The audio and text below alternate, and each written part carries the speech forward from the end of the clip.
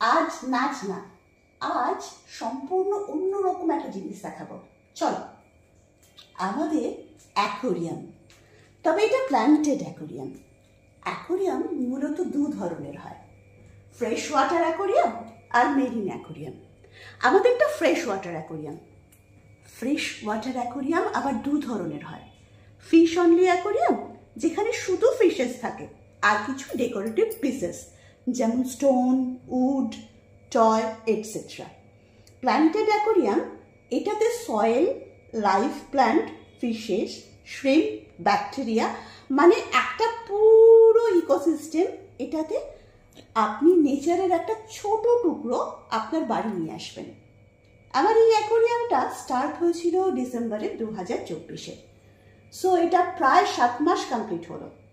একটু ডিটেলে দেখাই কি কি আছে অ্যাকোরিয়ামে।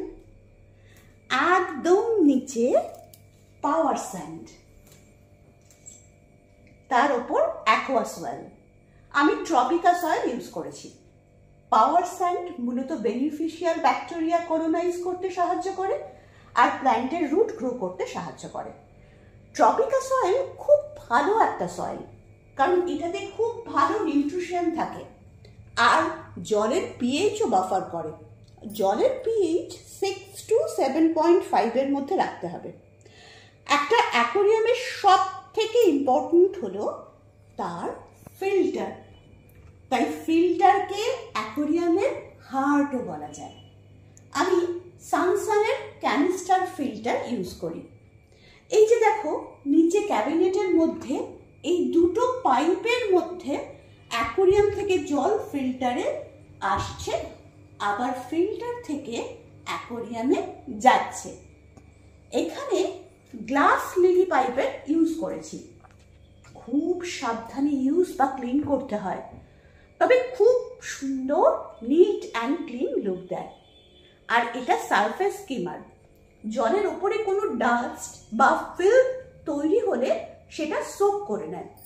দেখো এটা দিয়ে সারফেসের জলটা ফিল্টারে চলে যাচ্ছে, আর এই আউটলেটটা দিয়ে জল ফিল্টার থেকে ট্যাঙ্কে আসছে।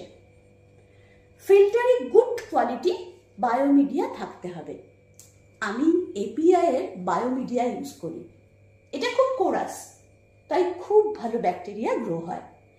এবার জিজ্ঞেস করবে ব্যাকটেরিয়ার কাজ কি? তো ব্যাকটেরিয়া অ্যামোনিয়া ভেঙে নাইট্রেট দেন নাইট্রাইটে পরিণত হয়, যার ফলে জল ক্রিস্টাল ক্লিয়ার থাকে। অ্যামোনিয়া বেশি হলে ফিশ বা শ্রিম্প অসুস্থ হয়ে পড়বে, কিন্তু তখন তাদের ডেথও হতে পারে। তাই অ্যামোনিয়া সব সময় জিরোতে থাকতে হবে। ওকে, এবার দেখি হার্ডস্কেপে কি কি আছে। খুব সিম্পল হার্ডস্কেপ, 7 পিস স্টোন আর 2 পিস ড্রিফট উড। আমি এখানে সিরায়ু স্টোন ইউজ করেছি। এটা ব্লুইশ টেক্সচার, আমার খুব ভালো লাগে।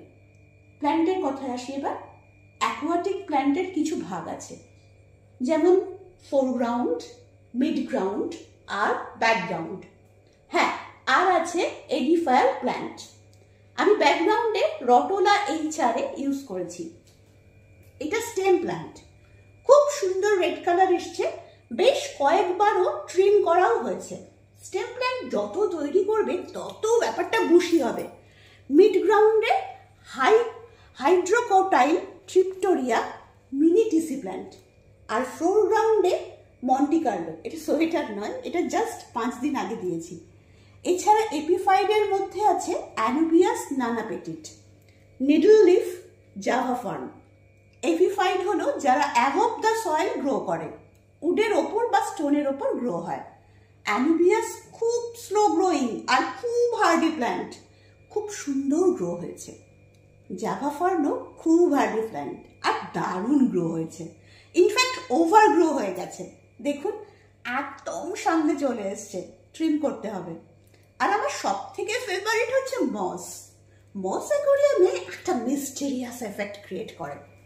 আমরা যখন পাহাড় ঘুরতে যাই দেখবেন গাছে গাছে মস গ্রো করেছে, কি অপূর্ব সুন্দর লাগে না?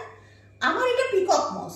এটা উড বা স্টোনে স্টিক করতে পারো বা টাই করতে পারো, কোনো সয়েল লাগে না, উড বা স্টোনে গ্রো হয়। অপূর্ব একটা জঙ্গল রূপ দেয়। প্ল্যান্ট গ্রোয়ের জন্য নেক্সট ইম্পর্টেন্ট থিং হলো লাইট। নেচারে প্ল্যান্ট সূর্য থেকে আলো নিয়ে ফটোসিনথেসিস করে, কার্বন ডাই অক্সাইড নিয়ে অক্সিজেন দেয়। এটা 7th স্ট্যান্ডার্ডের বায়োলজি আমরা সবাই জানি। নেচারে মোটামুটি 8 থেকে 9 ঘন্টা সূর্যের আলো গাছ পায় সারাদিনে, তাই অ্যাকোরিয়ামের লাইটও ম্যাক্সিমাম 7 to 8 আওয়ার্স অন রাখতে হবে। লাইট বেশি হলে অ্যালগি প্রবলেম শুরু হবে। লাইট একটা নির্দিষ্ট টাইমে অন হতে হবে, আবার অফও হতে হবে, তাই একটা টাইমার ইউজ করলে ভালো হয়। আমি চিহিরোজের 8GB 2 স্লিম লাইট ইউজ করি। এটা ইনবিল্ট টাইমার আছে, যেটা মোবাইল অ্যাপ থেকে কন্ট্রোল করা যায়, তাই আলাদা করে টাইমারের দরকার হয় না।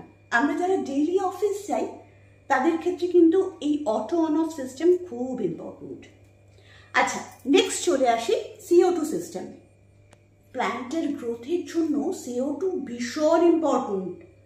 দেখো নিচে ক্যাবিনেটে এই CO2 সিলিন্ডার আছে। এখান থেকে এই পাইপ দিয়ে CO2 এর ডিফিউজারের মাধ্যমে বার হচ্ছে।